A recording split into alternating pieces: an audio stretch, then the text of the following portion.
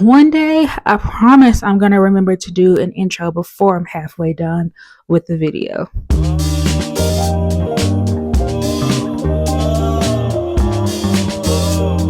Hey friends, welcome back to my channel. My name is Erin and I am so excited that you decided to take time out of your day to spend with me, because in this reading vlog we are just doing some mood reads. There's some books that I have been wanting to get to and I just haven't had the chance to get to them yet. And yeah, I'm just reading, just doing some read, nothing special, no theme. So yeah, uh, that's all I got to say. Let's just get into these books and see what I decide to pick up.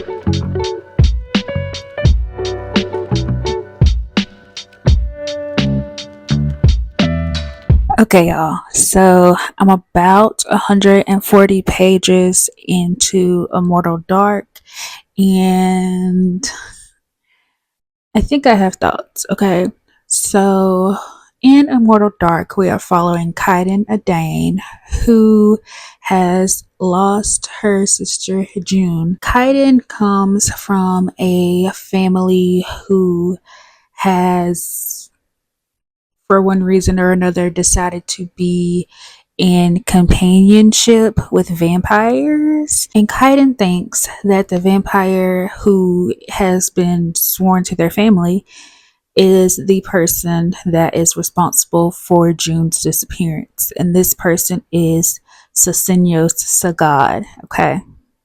All right.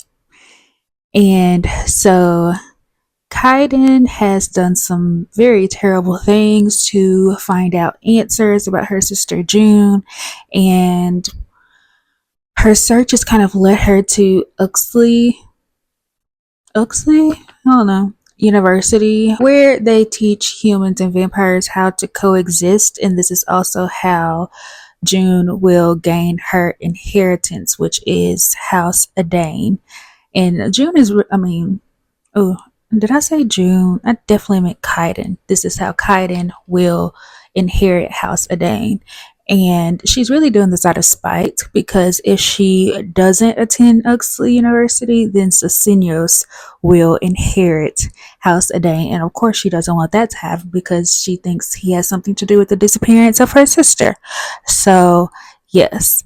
And so Kaiden is there searching for answers, learning about the companionship between vampires and humans, and just trying to gather any information that she can to prove that Sasinios had something to do with the disappearance of her sister. So where I am, I don't feel like holding that up anymore. Anyway, where I am in this story, Kaiden is kind of all over the place, if I'm going to be honest. She is very much blinded by her goal, and because of that, she is making irrational decisions. She is just like not even, fully thinking about what she's doing and what the consequences of what she's doing will be. She's just full force ahead. I need to find out what happened to my sisters. The seniors did this, and I'm going to figure out how to get them to basically arrest him for this crime.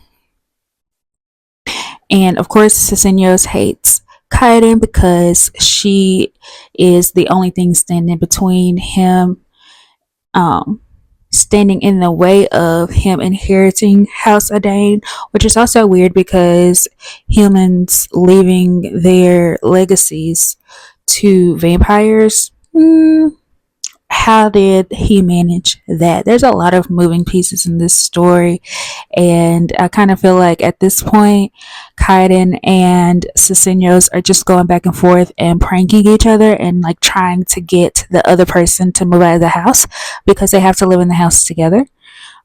For either of them to inherit. So they're just making each other uncomfortable, doing whatever they can to push the other person out. I mean, that's not working because these are two incredibly stubborn people. And I just feel for Kaiden.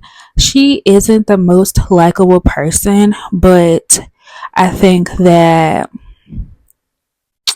that is kind of a product of how she was raised and how she grew up. And she really just wants her sister back. She wants to find out what happens to her sister that is like her person, and really the only person that she's ever truly really cared about.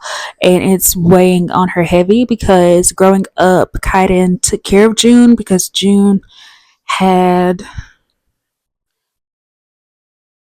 I don't want to spoil that, I guess. So June had some issues that Kaiden would, take care of her and help her through that.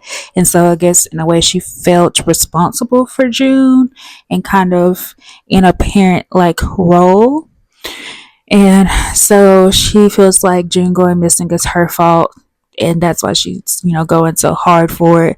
And yeah, I'm not saying she's the most likable person, but I can't understand where she's coming from and why she's so one track minded and just all over the place and doing all kinds of things that just, girl, what you doing? Like, what are you doing? Why are you doing this? So, yeah, that's kind of where I am in the story. I'm ready to find out more about Cecinos and how he has came to be the only vampire in House of Dane right now and what he stands to get from inheriting. And yeah, yeah, like I said, there's a lot of moving pieces, there's a lot of history, there's a lot of lore, and I feel like I'm going to school when I read this book. Like the academia is heavy, okay? Like I feel like I'm like locked in, loaded, like paying attention. Got to get all this right in my head so when like little hints of things are dropping, I don't miss nothing. There are a lot of things that I have questions about as far as like the world and why things are the way they are and how it's gonna work out and like what is even happening. But I'm along for the ride, and I am enjoying this book. I am enjoying the writing. Like this does not give debut novel to me. Like Tigest Girma, it wrote her ass off. Wrote, okay? Like some of the things and the way that she has written things are just very beautiful and very haunting. And it's great. So I think that's all I have to say right now.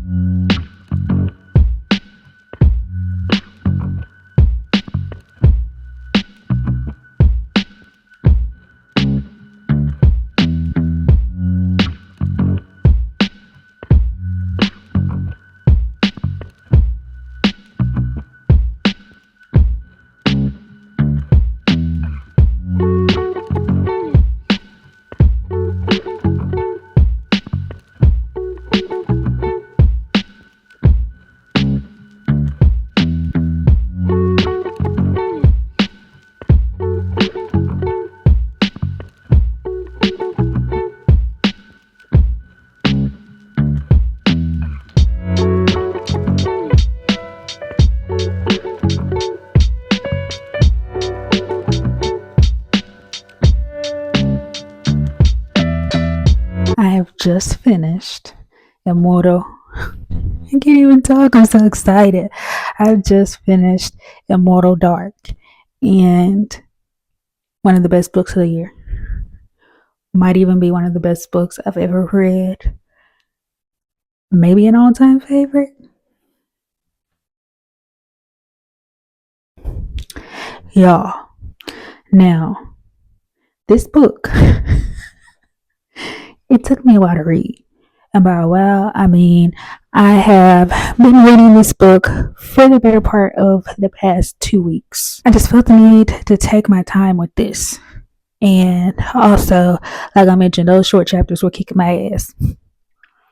But I'm glad I took my time with this because I felt like if I was rushing, there would have been so much that I would have missed and so much that would have went over my head.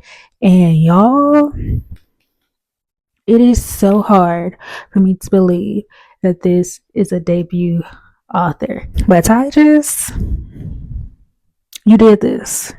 You did this, okay? I'm talking like you actually watching this video, but like friend, cause we friends after this. Friend, if you can't tell, 5 stars, easy 5 stars. Easily one of the best books I've read this year, possibly of all time. 5 stars, 5 stars, 5 stars. So I was seeing people read this, and I was trying to avoid content about this book because I didn't want to be spoiled, and B, try not to let other people's opinions influence mine. Okay, and I saw that some people were so confused and didn't really understand what this was. Some people were looking for more romance, or thought there was going to be more, thought this was a romantasy. This book just had a lot of people misunderstand it, and I feel like the people that misunderstood it were the people who didn't give it 5 stars. No, I'm joking. I really feel like, first of all, we can talk about our main character, Kaiden. Baby girl was unlikable. She was very one-track minded. She didn't necessarily think things through. She let her grief and her rage overtake her a lot of times, and it felt like she didn't really learn from her mistakes. She didn't want to. She just wanted to do what she wanted to do. Rules, whatever, none of that mattered. She came to do what she wanted to do. And that can be hard to swallow, but at the same time, I completely understood where she was coming from. I'm not saying I liked her decisions or any of it, because I was fussing at Kite in this whole book. I was fussing at her, but just I understood it. Okay, would it ever be me? I don't think so, but I understood her. I didn't like her, but I understood her, and I understood how hard she was willing to go for her sister. Yeah. And then we have Sosinios. And look, I was going back and forth on whether I trusted him, whether I believed what he was saying, whether he was actually going to be the villain, or if he was going to help, hurt, fight, whatever. And I could tell he was hurt. I could tell that he was very similar to Kaiden. I could tell that he had some secrets, and I'm going to make this comparison. And I'm already judging myself for making this comparison. But Sosinios reminds me a little bit of Damon Salvatore from The Vampire Diaries. Okay? And hear me out, because at the beginning of Vampire Diaries, none of us liked Damon. If you do, you lying. Okay? We didn't like Damon. We thought he was just here to mess with Stefan, to mess up Stefan and Elena, to, cause chaos. Right? And he was, but also Damon had his own secrets, and the more that the series went on, we learned more about him and why he acted the way he did. And then Damon and Elena got together and we started liking Damon. Kind of same vibe with Sosinios, in my opinion. And for the people who are looking for more romance, this book is marketed as enemies to lovers. And baby, that's what we got. That's what we got. Y'all be reading books. Because I can name two off the top of my head where people literally say no romance happens in this book at all. Like they hate each other so much that no romance happens. And y'all ate that up. But when it happens in these,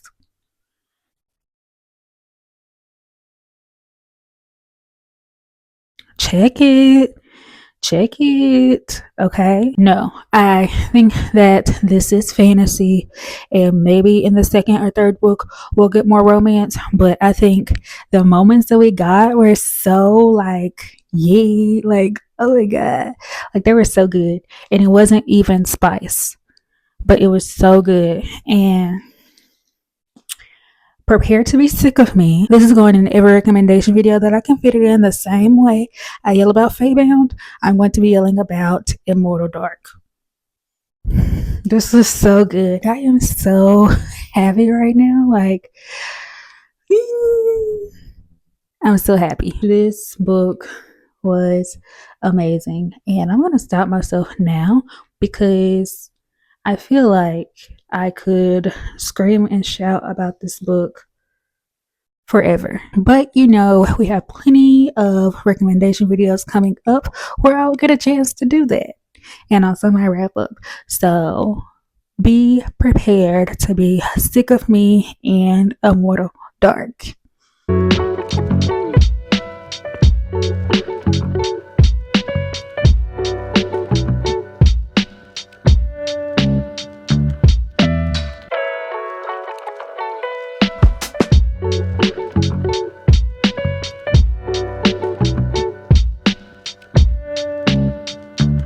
Hey y'all, so I have about made it to the 50% ish mark in the dating playbook, and let us talk about this. Okay, so in this book, we are following. I cannot remember this girl's name for anything, y'all, and I don't know why her name will not stick. Like, I know I'm bad at character names. We know I'm bad at character names, but this one is awful. Like, I'm forgetting it while actively reading this book, and I don't know what that says. I don't know if that says more about me or if it says more about the book. I don't know. I don't know. But in this book, we're following Taylor, and Taylor has her own personal fitness company called Tailored Conditioning. But Taylor's not really bringing in the money that she thought she would, and so she's kind of on the struggle bus right now. And she keeps hitting dead ends because people are not wanting to use her business because she doesn't have a degree in nutrition and fitness. Okay. And Taylor, we don't know why or how yet, but she has a real fear, like anxiety inducing fear of school and of studying and of tests and things, but we haven't figured out the reason why yet. So yeah, she's struggling. She's in a buttload of debt, and she is just doing whatever she can to bring money in. And so at one of her like pop-up classes that she hosts, this guy here, whose name is Gilmore, he shows up to the class and takes it and has a good time. But then he says that he wants Taylor to be his personal trainer. And Taylor is like, I don't think I want to do that, because a lot of guys have come to her under that ruse because they really want to date her. So yeah, she's very skeptical of Jamar and what his intentions are. Okay. But then she finds out that Jamar is a former footballer who had a knee injury and who wants to get back to the league. Okay, so Taylor's like, okay, I can, I got you, I can do that. But the thing is, Jamar wants to keep that a secret. He doesn't want people to know that he's training to get back into the league because, of course, he's afraid of failure and, he doesn't know if he can actually achieve this goal. Taylor agrees to keep this a secret, but Taylor and Jamar are called out in public, and to keep from actually telling the truth, Taylor decides to tell the reporter that they are dating. So now Taylor and Jamar have to fake date while she's training him. And of course, as it always does, fake dating gets messy, right? So that's where I kind of am in the book. Something has happened, and now they're trying to like they're being awkward with each other and just constantly reminding themselves that this is fake, this is fake, this is fake, when they actually have at least a physical attraction to each other. My favorite thing about this series is the friendship between Taylor, Samaya, and London. I feel like they really are friends who want the best for each other and who are willing to hold each other accountable to reach goals and not like, beat around the bush when it comes to things that each other needs to hear.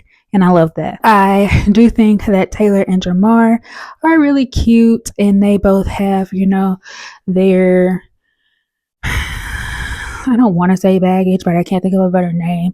But just maybe things that they are dealing with personally, and that they are also inadvertently helping each other work through. So that's really great to see them encouraging each other and pushing each other forward. And just the way that, this is going. This is cute. I'm enjoying it. I just want good things for both of these characters. I like it so far. Is it going to be like a new favorite of mine? I don't think so, but this is really good. I'm going to keep reading this, and I'll probably get back to you when I finish it. And it is like reading pretty quick, so I think I'll be able to knock this out fast, and we'll be right back with my thoughts on the ending. Okay, y'all. So I have finished the dating playbook, and I wanted to come and give you my final thoughts on it. I want to start off by saying I had a good time with this book, and I like the overall story, but there were just some pieces of it that I just wasn't a fan of. So I really did enjoy the romance between Taylor and Jamar. It was really sweet.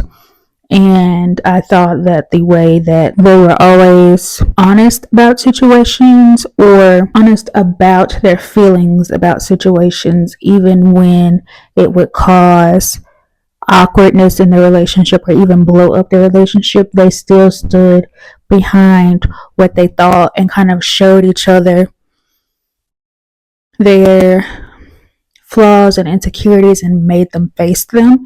And I really enjoyed that aspect of it. I did not like that Taylor's father's whole being was about him being a military man. Like, come on, you have nothing else about you? Like, that's your whole personality? That's your whole, like, you have your family calling you colonel? I don't like that. Like, that annoys me. And I know that there are really people who have those feelings and act like that. And I just, moving on. So we find out why Taylor has this anxiety when it comes to school, and it would also often bring her to like panic attacks. We found out the reasoning behind that, and it really just broke my heart, and it was kind of relatable, not in a school sense but in a different sense in my life. How you can have things going on your whole life and you chalk them up to something else and be like, oh, it's this, it's just not bad, it's just a thing that we deal with, when there could have been ways for you to deal and manage better, but those weren't offered to you because no one really thought anything was going on. And that's me trying not to trying really hard not to spoil what happened with that. So yeah. Also, I apologize, it's probably really disgusting, but I just finished lunch and there may or may not be chicken in my tea. I didn't see it, but I'm kind of feeling it, and I just feel like that's really disgusting. But that's real life. So if you see me doing weird stuff with my mouth, that's what I'm doing. I'm gonna try to cut it out, but just in case I can't, sorry in advance. The source of Jamar's guilt was, really heavy, and of course, he had people telling him like it's not his fault, it's not his fault, it's not his fault, but that guilt was still eating him alive. And as a person who deals with a lot of guilt and is working through feelings of guilt, I felt him. I understood where he was coming from. So it's just something about guilt that just sits real heavy and is real hard to like navigate through. Having Taylor and other people in his life finally help him see that was really special. There were some predictable moments in this. I feel like a lot of it was very predictable for me. And not that I go into romances expecting them to have plot twists and for me to be shocked. Like, I just felt like this was very, very predictable. And it may just be that it was on brand for the characters. Like, the fact that Farrah Rochon built out these characters enough that I can anticipate how they would react to something. It could say something about her character work. So, yeah. But anyway, this was just a little better than middle of the road for me, so I ended up rating this a 3-star. It would be something that I would recommend to others. If you're thinking about picking up this book, picking up this series, I would suggest it, of course. Pick these up. This was a fun companion series, and I'm happy that I have finished the series. And yeah, I think that's all I gotta say. Okay, so I had some planning that I wanted to do for 2025, and while I was doing that, I decided to pick up the Cinnamon Bun Bookstore, and this book has been everywhere. It's been everywhere, and I just felt like I had plans to read it anyway, so I might as well just get it over with. So I decided to listen to the audiobook, and at this point I'm like halfway through, and this is following Hazel. I think her name's Hazel. If it's not, editing Erin will correct it on the screen. She's about to turn 30, and she feels like she feels like she has played it safe her whole life, and she just doesn't feel like she's a fun person or a spontaneous person or anything like that. And she also runs the Cinnamon Bun Bookstore, and while she's working, she finds that someone has left like a little note for her inside one of the books, and she takes this as a sign to have this quarter life crisis, essentially, and to do all these crazy things and wild things that she would not normally do, all leading up to her 30th birthday. And just so happens that Noah, who is a guy in town, I think he runs like a fishing business or something like that, he has a crush on Hazel, and she has a crush on him, but she can't believe that he has a crush on her or would like her. So, yeah. And he's also kind of the playboy around town. He has a known reputation of hooking up with the tourists, and also not having long relationships as well. Hazel decides to ask Noah to help her kind of figure out A, who is leaving these clues, and B, to help her have this fun that she wants to have before she turns 30, because she considers him like a fun type of guy. He has that personality, and so she enlists him to help her. And that's kind of what is going on. Okay, not much. I think one of the things that draws me to these books and to this series is the atmosphere. Like, the characters and the side characters in this town, you feel like you really do get to know them, and it does feel like you're in a Stars Hollow type of situation. So I think that Laurie Gilmore really succeeded in making this a knockoff Stars Hollow and a knockoff Gilmore Girls. It does give those vibes for sure. These books give, and when I'm saying these books, I'm also referring to the first book, The Pumpkin Spice Cafe. They are just a fun, spicy time. Like, nothing to take like too seriously, but also just like when you're looking for something very atmospheric, something that's easy to listen to, something that's easy to read. They're very bingeable. I think that this is, something that you could go to for that. There is a little bit of cringy language in this book because it is 2024, and why are we saying we have the hots for people and then saying it like back to back to back to back? Like, once was enough cringe, but then when you just continually say that, like, No. But anyway, I am having a pretty decent time with this. Like I said, I'm finding this story very bingeable, very easy to fall into. I do think that this is something that going forward, this is something that I plan to listen to instead of picking these up physically or um, like getting the ebook from the library. I think listening is going to be the way to go for me because, like I said, it's just an easy listen. I can do other things and, get some stuff done, but still feel like I'm like really immersed in the story. So that is where I am with that. Having a good time, and I plan to finish it up tomorrow. I actually just got to what I think is the conflict or like the third act breakup, and I could have seen this particular instance coming. I thought that this was thought I left water in here. Like, the throat's kind of dry. Anyway, I thought that that is where the story was going to go, just kind of based on the characters and the roles that they are playing. I don't dislike it. It feels okay. I hope that it's over soon, because if it drags out, then that will be the thing that kind of hangs me up on it. But right now, we're just chilling, and we're not just chilling. Our main characters are kind of distraught right now. I'm just ready to see how this is going to play out and how it's going to come back in. We have already met the who I think is going to be the main character in the next book, which is the Christmas tree farm. So that was cool to see.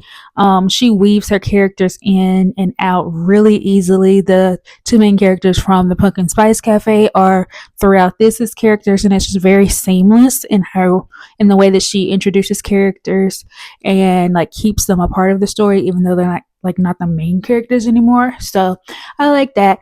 And yeah, ready to finish this up and see what I think about it. And yeah, be back soon.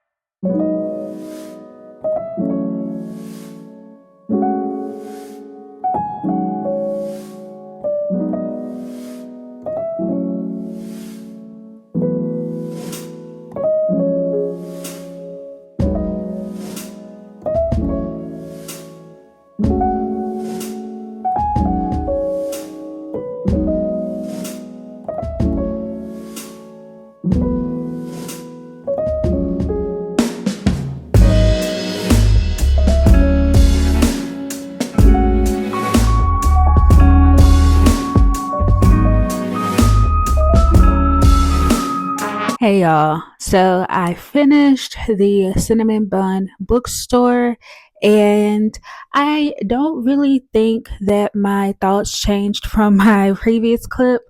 I think that this was bingeable, this was fun to listen to. It's not really something to be taken like super seriously. I think it's just a fun story.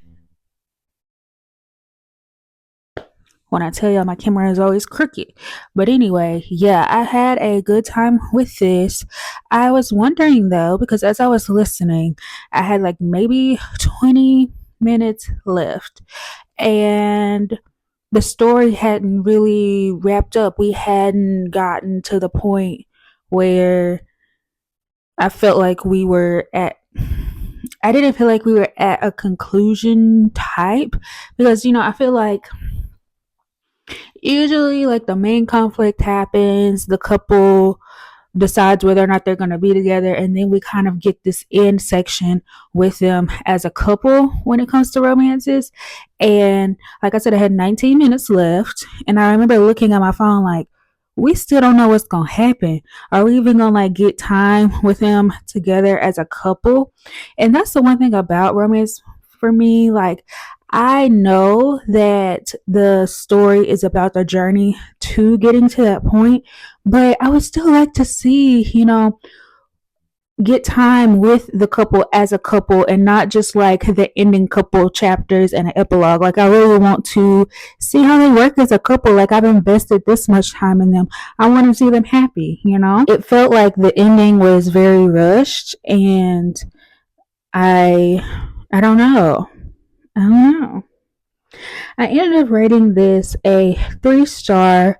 I enjoyed it. I think I might have liked the pumpkin. Well, I rated it higher, so I liked the pumpkin spice cafe more. Yeah. And then the way that the big reveal happened, because you know this is like a romantic mystery, I guess you could say. And the mystery part, the solution, or who done it of it all, was very like, what? Why would, huh? Like, I didn't like that. I didn't like that. I didn't believe it. Like, I wanted, and it's not even that I wanted it. The story built up to it being a certain person, which would have made sense. And like in my brain, I knew it wasn't that person. But I mean, if you're building it up towards that and making it seem like that's what's gonna happen, then I'm just like, well, I guess it is them. But then you turn around and make it somebody who where did it even come from? That was very, very weird to me. And I just, I don't know that I enjoyed that part, but it's making it sound like I didn't like this book. Like I said, I rated it 3 stars. It's a fun time. I do plan to continue on, but yeah, this was just fine. And that's kind of what I was expecting. I had heard a lot of reviews about this book already, so I knew not to expect fall vibes. The Pumpkin Spice Cafe was the fall one. I think this one was more like end of summer transitioning into fall, so maybe like August, September, maybe early October, but not really like it's not giving fall at all. So I wouldn't go in expecting that. But I'm also confused because that could have easily been solved with the, sorry, I'm playing with my book light. Um that could have easily been solved with the cover. Like, why put an orange tree on a cover that is not fall? Just make the tree green and we wouldn't have been expecting that. You know? I don't know. But anyway, like I said, it was a pretty decent time, and yeah, that's it, that's all.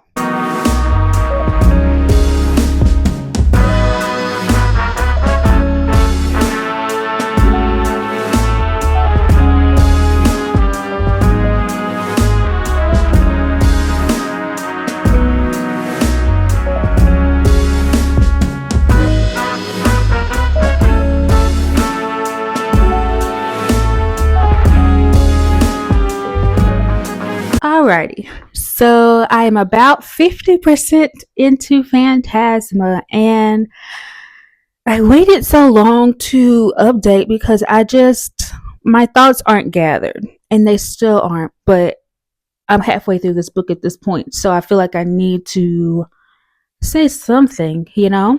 So, in Phantasma, we're following Ophelia, who, right at the beginning of the book, her mother dies, and Ophelia has to kind of take over the family business and take over her mother's power as a necromancer.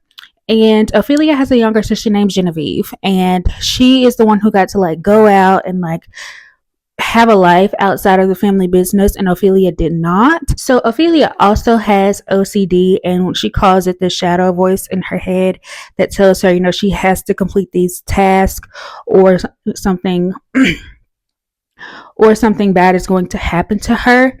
And it's something that she has been dealing with her whole life. And as far as that goes, I don't personally have OCD or have anyone in my life who does, but I have heard from other reviewers who have OCD that this is actually good representation.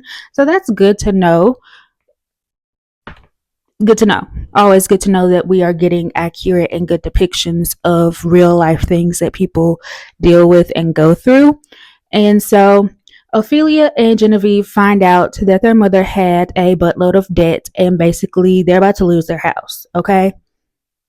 And also through this, in the process of, you know, burying their mother and saying goodbye to her, Ophelia kind of gets glimpses of Genevieve's life and realizes that she doesn't know as much about her as she thought she did. And that kind of hurts because she feels like Genevieve, that name is, I can't keep saying it this many times. Genevieve is the person that she feels knows her best, but she is realizing that it's not, a mutual thing. Like there are things that she does not know about Genevieve because Genevieve knew about her mother's death, okay, and didn't tell Ophelia about it at all. To kind of reconcile the debt, Genevieve decides to run off and go and participate in Phantasma. And Phantasma is this game of games, basically, where it's based on the 9 circles of hell, and you compete to ultimately win a wish or a prize. And so once Ophelia finds out that Genevieve has gone to enter Phantasma, she's like, I gotta go get my sister. And so I'm gonna go too. And she goes, and while she's there, she meets this phantom named Blackwell, who is determined to help her throughout this competition. And that's basically the whole story. This is very atmospheric. I will say that, like, the vibes are vibing. This is creepy. Phantasma is this creepy old manor that like plays on your fears. Like you have to give your fear to Phantasma before, like, your ultimate fear, whatever it is. You have to. That's the price that you pay to be entered into Phantasma, and that's going to be used against you at some point throughout this competition. And like, it's just really creepy. And Ophelia is like finding things that don't make sense, and like these doors that don't lead to anywhere or lead to these weird places. And it's just a lot going on. They have these apparitions and that are kind of like ghosty type things running around like haunting these people. Like they are not giving these people any kind of rest while they're in Phantasma. And so Ophelia finds out that she is not going to be able to get to Genevieve until well over halfway into the competition. And so she's like, dang, I actually have to like do this. I can't just like go in and grab her and we both forfeit and leave. Like I'm actually going to have to go through this. And that is saying, that's a lot to take home. Okay. And yeah, I I don't know how I feel. I kind of at this point I'm not really feeling invested in the story. Like I'm reading it and I'm like wanting to know what's going to happen, but I'm not like in it, if that makes sense. Like I'm just kind of there, but I'm not like in it, you know? And I do like the romance that is happening. I think that anytime that a person finds someone who can see all of the parts of them and not shame them and make let them know that they can still be loved, or if they're not you know they're not less of a person or a bad person because they have these things happening to them, especially when it comes to something like mental illness. It just it I'm here for it. Yeah, I just think that their romance is really sweet and I love their banter. I think that's really cute. I will always go up for some good banter, like top tier for me. If you have banter, I'm like giggling and laughing, like, yes, please. It's my favorite part of any like romance. So if it has it, it's just a plus for me. I have a feeling that Genevieve is gonna piss me off because I don't know if it's just because I read Immortal Dark, and so like sisters going out of their way to protect and fight for their other sister, just for that other sister to be a piece of shit in a way. Don't play with me. Don't play with me. And I don't know. Like that's the quickest way to piss me off, right? So I just, yeah, am I eating this up? No. And I'm kind of sad that I'm not. Maybe, it'll get better towards the end. And not even saying that it's bad. I'm so conflicted and confused because it's not like I don't like it. I really do like it. I think it's interesting. I don't know. Like I said, I'm gonna keep reading and see if I can like conjure some thoughts. Okay, because I feel like I made this whole clip and said nothing. So hopefully I have some feelings or some thoughts by the time I end this book, because if not, I have no idea how I'm gonna rate it. No idea. So yeah.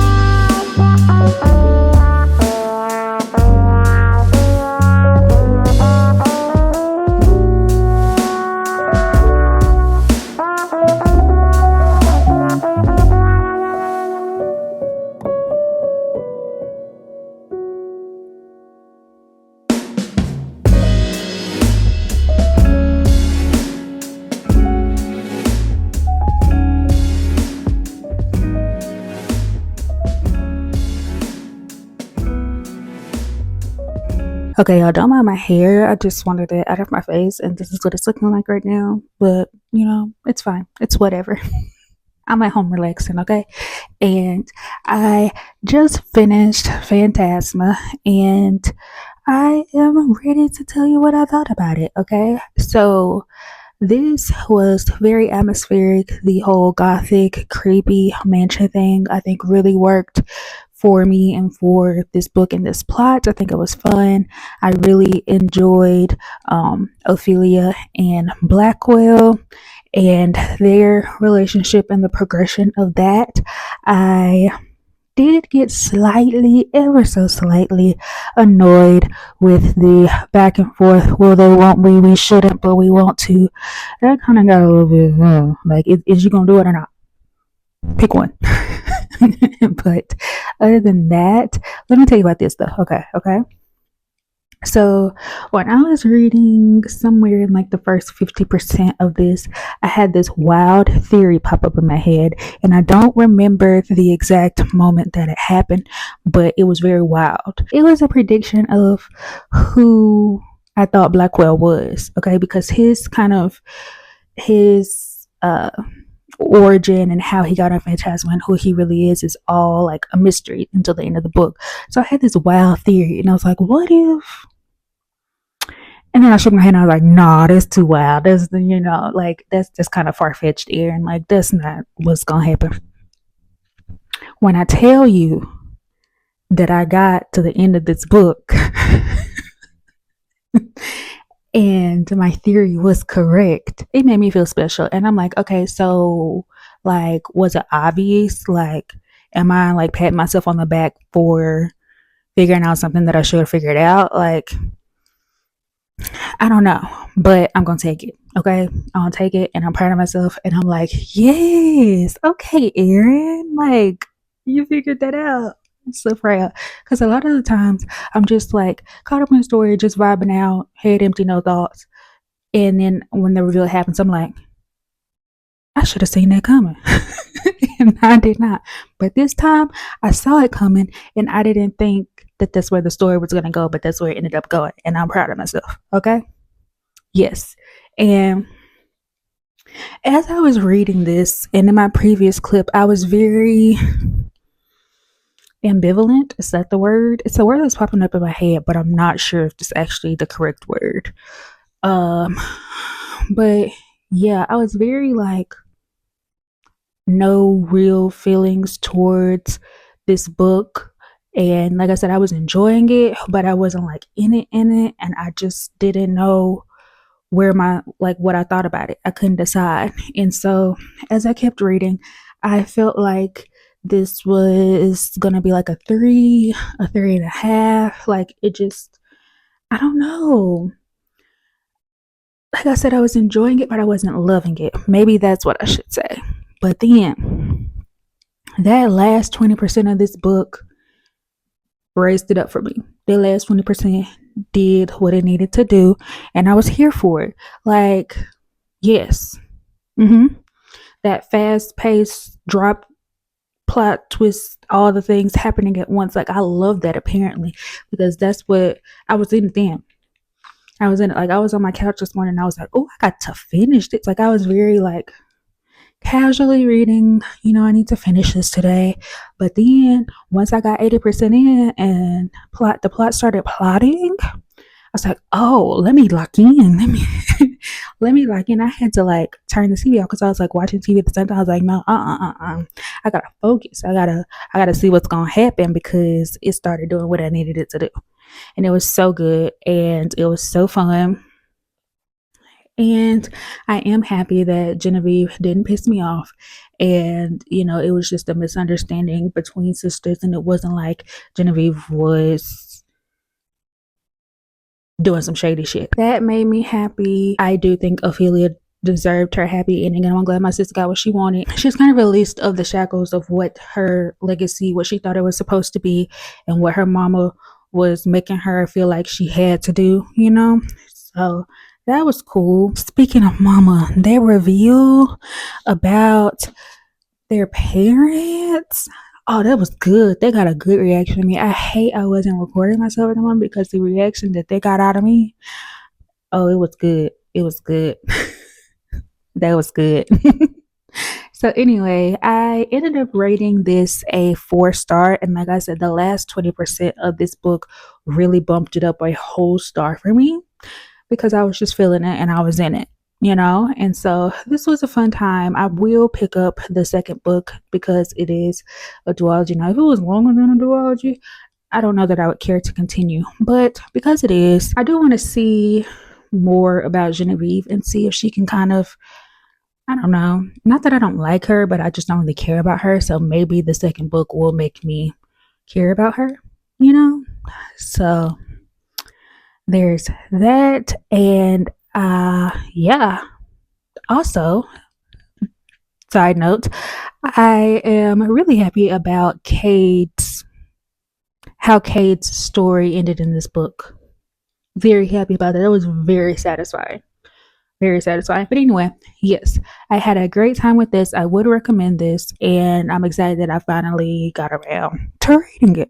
And so, Phantasma will be our last book for this vlog. So, just to do a quick recap of everything we have read, we started with Immortal Dark, and that is a 5-star new favorite book for me. Super excited that lived up to the hype that I had created for it in my head. And then we read The Dating Playbook by Farrah Rochon, and that ended up being a 3-star for me. A fun time as well. And then the Cinnamon Bun Bookstore was also a 3-star, really fun, really atmospheric read. And then we ended on Phantasma being a 4-star. So if you're still here, thank you so much for staying to the end of this video and listening to me yap about books because it's my favorite thing to do. And I hope that you have the best day that you possibly can. And I will catch you in the next one. Bye.